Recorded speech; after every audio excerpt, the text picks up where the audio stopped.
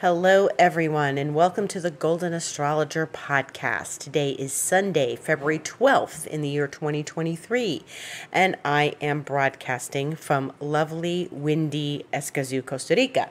This is Deb McBride, and I am your astrologer for the next half hour. So, yes, it's still windy here. Yes, you heard me talk about it last week. Yes, I just went out to look at the sunset, and it's windy, and I took a jacket. Yep. Here we are with the weather in Costa Rica. So you get so much more than astrology on my podcast. You get the weather in Costa Rica. You get to hear about, Costa Rica. So anyway, let's talk about astrology. So some housekeeping. I am giving a couple of lectures. One of them is with the group called Internations. They're an expat organization, and their website is internations.org. And next Saturday, the 18th at 11 a.m., I am giving a lecture on transits and aspects. So natal aspects and then transit aspects. And I've been asked to do that.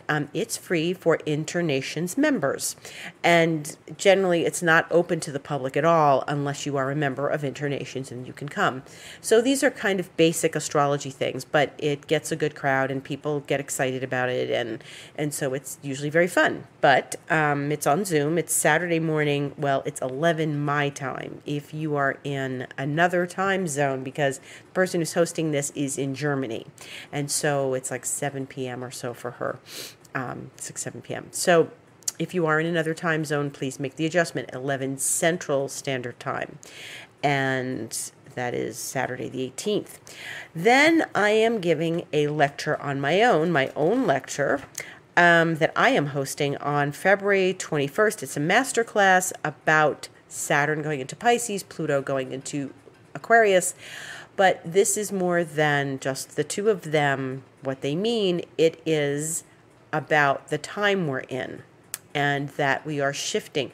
Next month is a major month. We have 3 big planets changing signs, and I call Mars big because it's been one place since August. And so we have a big shift coming next month. And so this is vital information for going forward. Saturn's not coming back to Aquarius. It's going into Pisces. That's it. We're done next month. Pluto is going into Aquarius, going to come back and forth. Going to be a long transition, but still, this is very important to get the sense of what these next 20 years are going to be about. And this is happening on Tuesday the 21st at 5 Central Time or 6 Eastern Time. It's $77, and it will be recorded. It's going to be Zoom. It's going to be recorded. Now, if you can't make it, you just can sign up for it, which people do, and I will send you the recording when we are finished. So don't worry, this is the magic of technology where we are now. We can do recordings of our lectures, and then it will be available. You can buy it before, you can buy it after, you can reserve your spot for the lecture that night. Now, what I want to say is, for the time being, this is going to be the last astrology lecture that I do on my own for the foreseeable future. I don't know when I will be presenting another astrology lecture to the general public. Internations will ask me to do more things. I will do more things with them. But this is the last time I am doing this for now. I don't foresee anything else coming up. There's going to be Venus retrograde. Maybe I'll do something then. But I am going to be giving other lectures with other topics, and we'll roll those out as the months progress. But right now, as far as astrology goes, this is the last one for now. So if you like watching my astrology lectures, I suggest you come, okay? And it is important. It's really important that we have an acknowledgement of what's going on next month, because this is going to be enormous. This is like we're minding our business right now, but this is a huge shift, okay? A shift in consciousness, a shift in the way things are going, the way we've been doing things, the way things are coming towards us, okay? There are going to be things that I discuss in this masterclass that are not going to be discussed on my podcast or on Instagram, because they're going to be very detailed, such as, what houses these two planets go through. And I expect this to be kind of long. That's why I made it a little earlier, because I do expect it might run about 2 hours. Because if I go through each planet and what it's going to feel like in those houses, it's going to be long. And, the other thing is that when we look at this, we have to also consider the dynamic Saturn and Pluto were in very mere 3 years ago, that they were conjunct, and now they're very separate. But this is very interesting what they're doing. So what each planet is doing on its own, relationship to one another, this is very important. Okay, so I invite you to come. Please join me. And, it'll be recorded, like I said. So moving right along to the week we have at hand. So today is the 12th of February, and this week we have some interesting things. There's going to be some shifts forward again. Now, the first thing that's happening right now I'm going to talk about is that the moon is opposite Uranus, and that's where it is, in the last hour or so, and this is where the moon is in Scorpio. And I'm talking about this very, very immediate aspect because Uranus is going to start moving forward, and the moon is now moving far away from the node. So now the moon is at 15 and the node is like at 6 degrees or something. So they are separate enough. Before, remember, 6 months ago or so, we had south node, moon, all together opposite Uranus simultaneously with Uranus at the north node. Now we've moved on, and the nodes travel backwards. So we're looking at the moon in Scorpio opposite Uranus and Taurus. Now this is an interesting dynamic for a number of reasons. First of all, they're opposite. And if you are feeling a little bit agitated, impatient, or you're experiencing some chaos, this is the moon opposite Uranus. And Uranus is the chaotic planet. But what's really interesting here is that the moon really likes to be in Taurus, and Uranus likes to be in Scorpio. They're both at exaltation points there. The moon's exalted in Taurus, but it's in Scorpio. Uranus is exalted in Scorpio, but it's in Taurus. So that means that they're in their fall. Both planets are in their fall as I speak, and they are opposite one another. So this isn't just any old moon opposes Uranus once a month. Every month this happens, and they are in this dynamic that they're both uncomfortable and they're aggravating each other. So, imagine that you've got two people who are interacting with each other across the table, and they're both unhappy with where they're sitting. That's what this is like. So you're sitting in your seat, and maybe you're both at a restaurant and you are getting too much of the open door, everything is just blowing on you, it's cold. And the other person is too close to the kitchen and they're getting all the noise, right? So imagine both of you are uncomfortable in your seats. So this is something to pay attention to. So if you are feeling a little out of sorts today or a little agitated, this is definitely where this is coming from. Now, tomorrow, the moon is going to move along and make some interesting relationships to Saturn and the sun, which are in Aquarius. The moon is going to square the sun. The moon is going to square Saturn. And 11:01 a.m. Eastern Time, the moon is going to square the sun, and at 3:53 p.m. Eastern Time, the moon is going to square Saturn. They are in a very strong dynamic because the sun and Saturn, and we're going to talk about this next, they are going to conjunct this week. So this is important. This is important because the sun is getting ready. This is the last week the sun will be in Aquarius. Because guess what? On Saturday the 18th, when I'm doing my lecture, actually later, sun enters Pisces.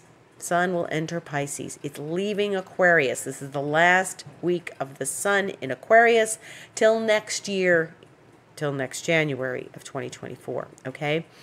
So this is a moment when we are a little bit not ourselves. And I feel this, like, it's been, obviously, the moon has been opposite Uranus every month and for months, but this one seems a little bit more agitating, and I think it's because of the proximity to Saturn. And not that they were in Sun Saturn, let's say Sun Saturn, because it's been It's been a dynamic that's been brewing for the last few days, and it's brewing even more strongly this coming week. And what about that dynamic? The sun is meeting Saturn. They meet once a year wherever Saturn happens to be, because Saturn is slower. So it's like the sun goes to Saturn's house, okay? And that's what it really looks like. And the sun goes to Saturn and conjuncts Saturn, because sun is faster than Saturn, and it is a very tedious little moment. Now, it's in Aquarius, where Saturn likes to be in Aquarius, but when the sun comes along, the sun doesn't really love to be in Aquarius. It'll be the 16th, this Thursday, 11:48 a.m. Eastern Time. The sun comes to Saturn. So what's going to happen in these next few days? We're going to feel restrictions. We're going to feel borders, limits, boundaries, and it's a good time to use your boundaries and establish boundaries, but it's not a good time to like pound your fist on the table and say, I demand liberation, which is very Aquarian, okay? So the sun going to Saturn is going to be a bit tedious. And now tomorrow the moon is going to get involved in that action because it's in Scorpio. And now that the sun and Saturn are coming close together, you know, the sun is light and it's shining its light and on Saturn. So this is an interesting dynamic. First of all, Saturn is where we have boundaries and limitations, duties and responsibilities. So don't be surprised if duties and responsibilities get a little more intense this week, because the sun always highlights and brings forward what that other planet is doing. So if the sun was conjuncting Venus, for example, which it's not, or the Venus conjuncting the sun because Venus is faster, this would be a little more pleasant, right? But it's Saturn. So we have to expect that we need to be responsible. And if you have things that you have to take care of, chores and things, then you do need to pay attention to those this week. Now, the other thing is, and I said this on Instagram the other day, what are you avoiding? This is the last time that the sun will conjunct Saturn in Aquarius until 28 years from now, okay? So this is the last Sun-Saturn conjunction in Aquarius. Of course, next year the sun will conjunct Saturn, but in Pisces. So, you know, if you're in Aquarius, or you're someone like who has a lot of Aquarius in your chart, this is particularly going to hit home for you. This is what happens. This is the last Sun-Saturn in Aquarius for 28 years. So this is your last moment. Now, if you are experiencing areas where you'd rather be free, areas where you'd rather be liberated, areas where you want to be establishing your own authority, then this is where you need to do some work. And I said the other day, what are you avoiding? There are things that we need to tie up and work on and get through and not avoid between now and the time the sun enters Pisces in March. So, and this is another thing I'm going to talk about in my lecture. Where are you dealing with endings and tying up loose ends? And it isn't just like, oh, I've got to call the vacuum cleaner repair guy. You know, okay, that's a nice little chore to deal with. But there's bigger stuff going on, right? Where are you not calling your accountant? Where you have that visceral feeling of, ugh, I have to call my accountant. I have to call my attorney. I have to call my mother-in-law. I have to go to the doctor. What are you viscerally avoiding? Where are you going, I'll do it tomorrow. I'll put it off. Where are you going to say, I don't want to deal with this? Why can't my mother-in-law call me? You know, why can't, if there was something going on, then why aren't they talking to me? Why do I have to constantly go after them? Well, because it's Saturn and we have to do work. We have to like pick up the phone and do some work. This is, you know, the big sigh of Saturn. And this is where, you know, there's definitely things that we'd rather not do. Oh, I'll do it next week. rather not do. Now, if you're not feeling well, that's another matter. If you're like, oh, I just can't focus on it this week. I've got, I'm coming down with a cold. I've got a migraine. I'm not feeling well, whatever. Then you take care of yourself. And maybe that's something else too. Maybe you're just running, because Saturn makes us run, and you're not feeling great, and you just keep avoiding rest. Don't avoid rest. That's another thing. Responsibility to your body. Rest. Definitely take some rest and take some well-deserved breaks, okay? So you want to stay aware of where you could be viscerally dreading doing something. And it could be that you're starting a new website, or you're starting a new job, or you're starting a new project, or you're starting a job search. We all hate job searches, right?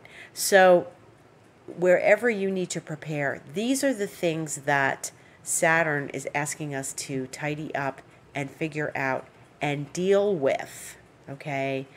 And work with our fears and anxieties, because Saturn always shows us where we are afraid or dreading, and there's something very important behind that.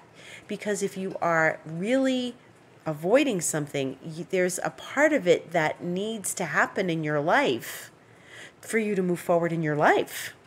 So if you're like frightened or anxious, then it is a place to go to, not to avoid, because there's something there. Your emotions, which are energy and motion, are telling you that the energetics of this are going to serve your life and make you grow in some way that maybe it doesn't feel good to avoid it anymore, okay? And not avoiding something and just facing it head on and picking up the phone or writing that email or opening the envelope, whatever you need to do, it's important to make sure that you are addressing it like adults. And I say it that way because that's what Saturn wants. Saturn wants us to grow up and be responsible, always. So that's the Sun and Saturn. So I can tell you that if you are avoiding something, by the time the Sun gets to Saturn on Thursday, you'll know what it is. Saturn and the Sun will show you what it is, okay? And if you are working through things one at a time, in pieces at a time, then you can say, okay, I'm working on it, I'm being responsible. And you'll feel what happens. You'll feel that relief, or you'll feel like, oh yeah, there's this other little piece, I hadn't thought of that, okay. But the Sun to Saturn is always giving us these dynamics to explore and to be aware of and to be responsible about, okay? And that's the thing we need to do, is like, where am I not being responsible, or where am I just saying, I don't want to deal with this, and really just having to just bite the bullet and do it. That's Sun and Saturn. Now, the day before, Wednesday the 15th, we have Venus and Neptune. And they are conjunct. And they do this once a year. Venus comes to Neptune. And lately, for many years now, Neptune's been in Pisces and Venus is in one of her favorite places. Now, this is a big contrast to what we've just been discussing. These two like to be in Pisces, okay? I said the Sun didn't want to be in Aquarius, but Venus likes to be in Pisces. And Neptune likes to be in Pisces. And they are joining each other on Wednesday, the 15th at 7:25 a.m. Eastern Time. Now, that's early, but that means it's in aspect on Valentine's Day. And if you're looking for a particularly romantic Valentine's Day, well, then this is the one for you, because Venus and Neptune are coming into contact by conjunction in the same place at the same time, right at Valentine's Day. So this is particularly romantic. Now, if you're someone who doesn't pay attention to greeting card holidays, then you want to use this energy in a creative, visionary, sensitive, intuitive way. That's what this energy is about. It's also, something beautiful. It also can be on the darker side, because everything's got light and dark. You're fooled about something. So you might be going out on a new date on Valentine's Day with a new person. Maybe it's like the second time you're going out or something, and you're thinking it's going somewhere, and it might not be. It's just fun for right now. So that could be Venus, Neptune. Like you're thinking this is all that, and it ain't. So be very close to your intuition in these days because it will tell you the truth. And Venus and Neptune are optimistic. They're more optimistic than Sun and Saturn. They're not going to shake their finger in your face and say, you're not doing the right thing. You're not taking responsibility. But it's an interesting dynamic that these two major aspects are happening at the same time. Because if you are not taking responsibility in your relationships, for example, you're going to see it. Or you are not being, you're avoiding the dialogue with a partner. Like we said, Sun, Saturn, maybe you're avoiding something. Venus, Neptune, a partner. Maybe you're avoiding a dialogue with a partner. It's not going to work. So it's interesting because Venus and Neptune really allow us to go deeply into our feelings, our emotions, our deep sense of creativity. And if you need that sense of creativity this week, maybe you're working on something deeply creative, this is excellent energy for that. It's also a very strong, like I said, intuitive, psychic thing to be looking at because they're in Pisces, and Pisces is the mystic, the intuitive, the healer. It's a great day to do healing work. It's a great week to do healing work. And that healing work ties all up the Venus, Neptune, and the Sun, Saturn, because you're taking responsibility for your emotions and you're working through something deep and insightful and soul-oriented, and you are allowing the tears to flow, perhaps. And you're getting some sort of relief by taking the initiative and working through this. So this is a very deep week as far as, energies are concerned. We are like really looking at things in a profound manner. And so I find this to be very interesting that this one very optimistic, hopeful, romantic aspect is happening at the same time with this very ultra responsible, you better be like toeing the line here aspect. So this is really interesting where the two of them are happening almost simultaneously. And Venus and Neptune are going to be there. We're getting revved up for them, and then we're getting revved up for Sun and Saturn at the same time. So balance these energies this week. Venus and Neptune are really beautiful. So go do something like see the sunset. Go do something like buy yourself a beautiful gift. Accept a beautiful gift. Send somebody else who's a friend a beautiful gift. Give them a beautiful gift. Say you're not in a relationship, okay? And Valentine's Day is like meh for you, okay? Don't feel that same pressure to go out and find a date. Find something take yourself on a date. Find something that's going to serve you and serve your soul. And Venus, Neptune is also self-love.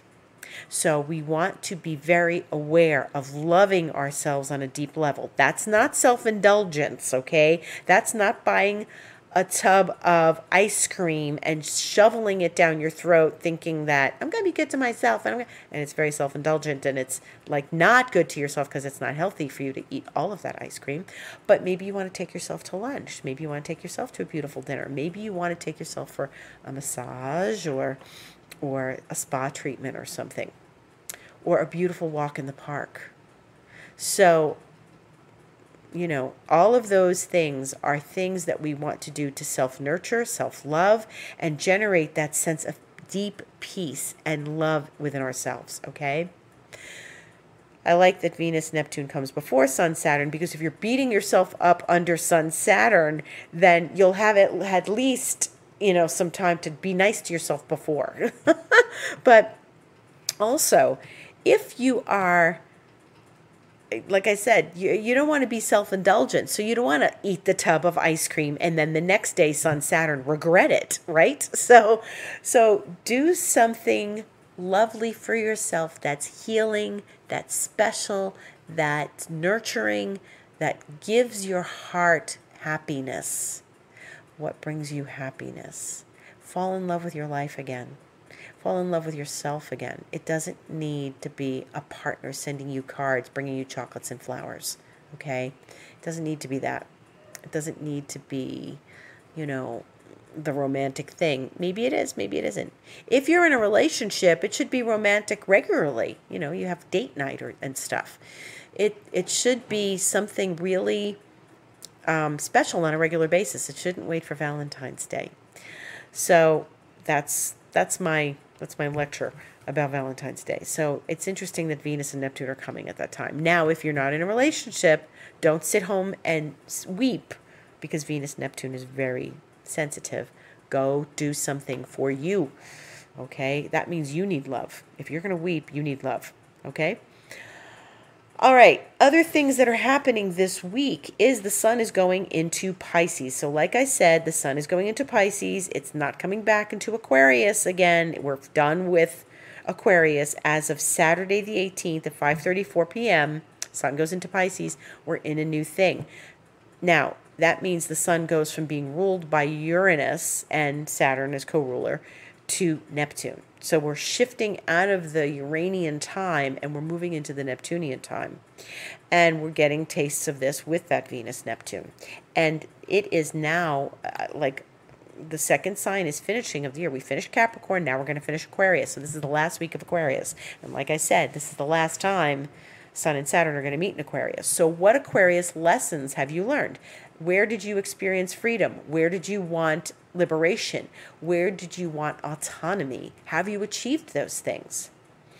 So, and where have you allowed yourself to be just downright weird, wearing crazy clothes and wild outfits and giving yourself the free rein to just totally be the individualist that you are?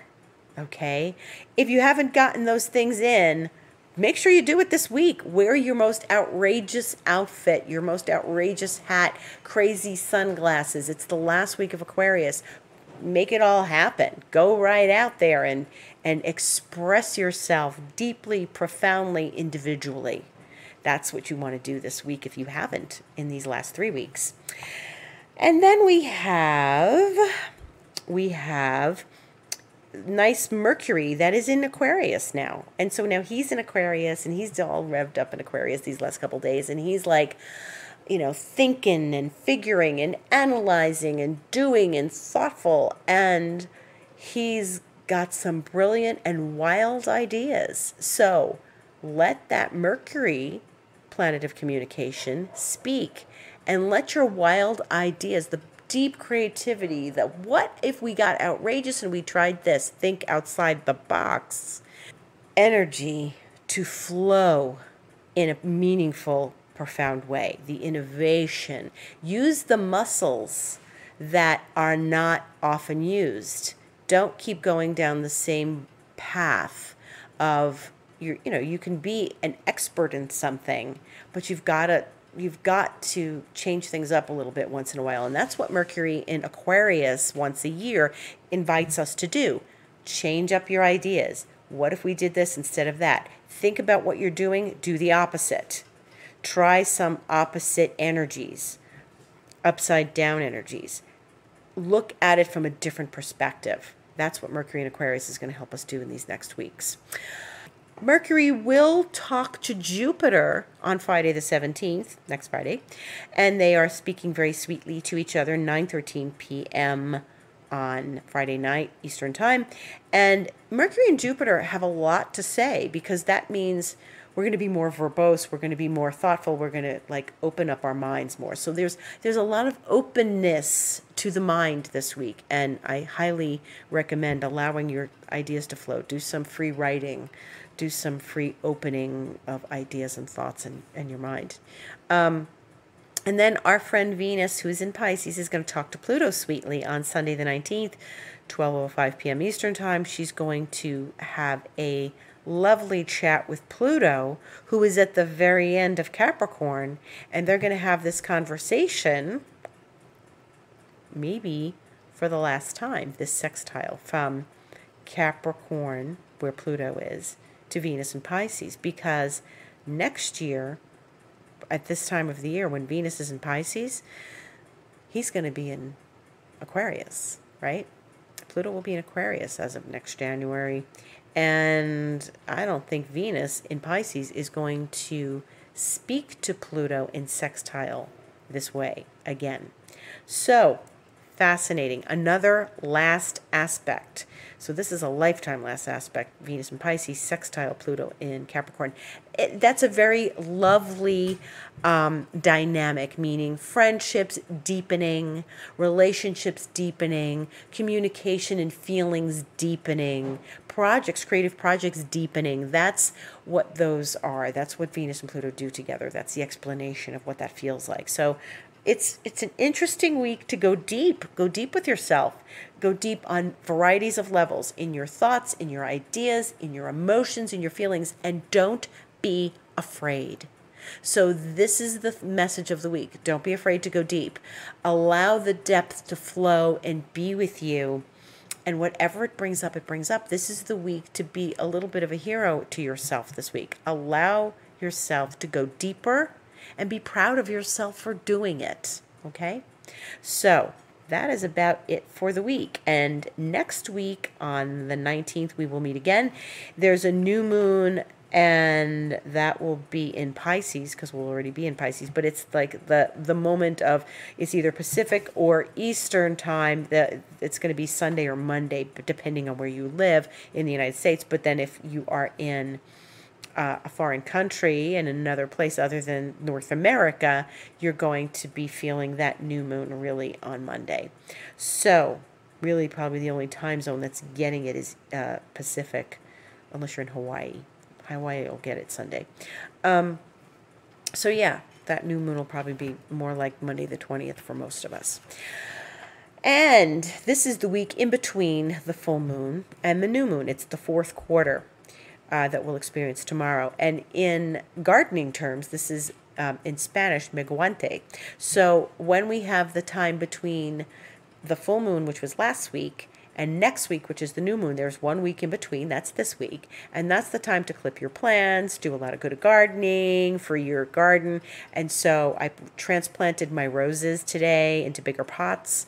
I clipped them back yesterday. We clipped back plants. This is so that the plants grow and become more thick and beautiful and flower and stuff. It's a good time to clip. You have to clip back plants. If you don't do it, they just get overgrown and they stop flowering.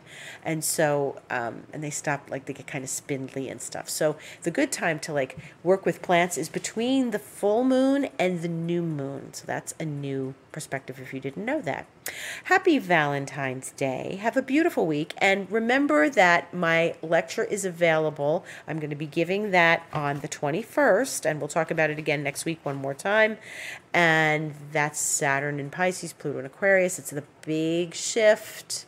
And you can sign up for that on my website, thegoldenastrologer.com. Click on Book Online. It's where you also book sessions, but you can also scroll down and see where you can book that.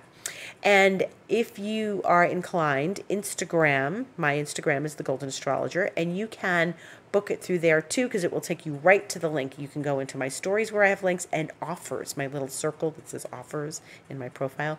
It's in there. So the links and stories and offers. And I invite you to come to this very important experience of these big planetary shifts.